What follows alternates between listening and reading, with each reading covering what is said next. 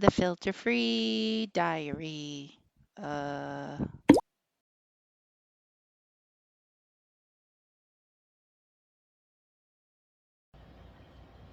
Good morning.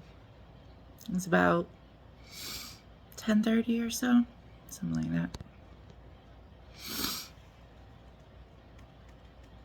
that.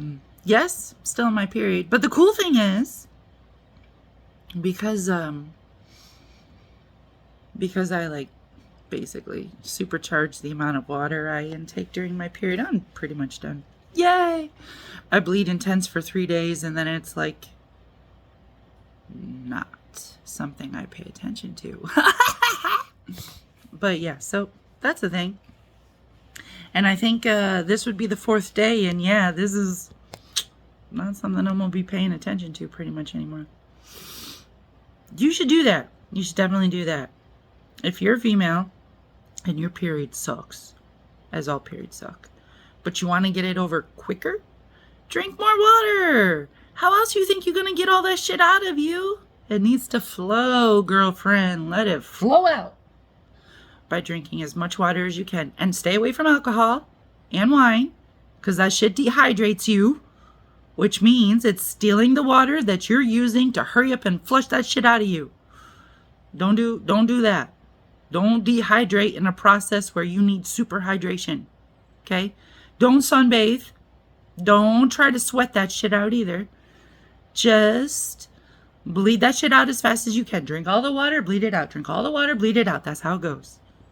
That's why I finished my period in 3 days. And that's also why I don't have cramps. Muscles cramp because they're dehydrated. Just gonna add that science to this, because that's how I do it. It still sucks, but it only sucks because it gushes out, girl. Be prepared.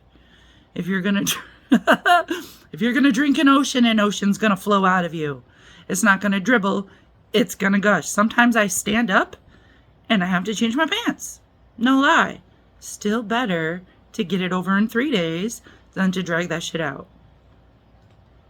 That's my personal experience. Okay, enough talking about period.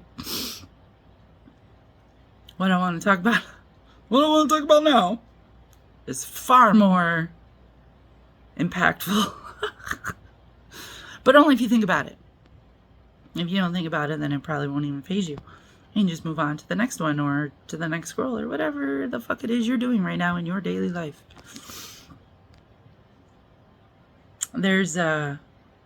It's Greek. There's a Greek story about a girl named Pandora. And apparently she's like the first woman. But more importantly is what she gets from the gods. And it's a locked box that she's not supposed to open. That no one's supposed to open. It's like her dowry, kind of, sort of. But it's the thing that she keeps because it needs to be kept. It's a weird way of putting it, but it's like a treasure chest, basically. You know, once you open the treasure chest, you're going to start spending what's in it. So, you know, you keep it closed and you have everything that's in there. And the idea is that one day, curiosity did get the best of her, and she does decide to open it. And she finds that it's full of human emotion. Weird one, right? Like anger, love, hate, jealousy, happiness, sadness, all those feelings, right? That we express on the outside and they become emotions. Okay, so she sees all these things, and as soon as she opens the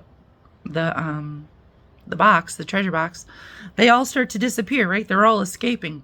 So she closes it really quick, and she only manages to keep one thing in the box, in Pandora's box. And the idea is the one thing she keeps in the box is hope. And everything else escapes. And the idea behind the story is What a fucking story.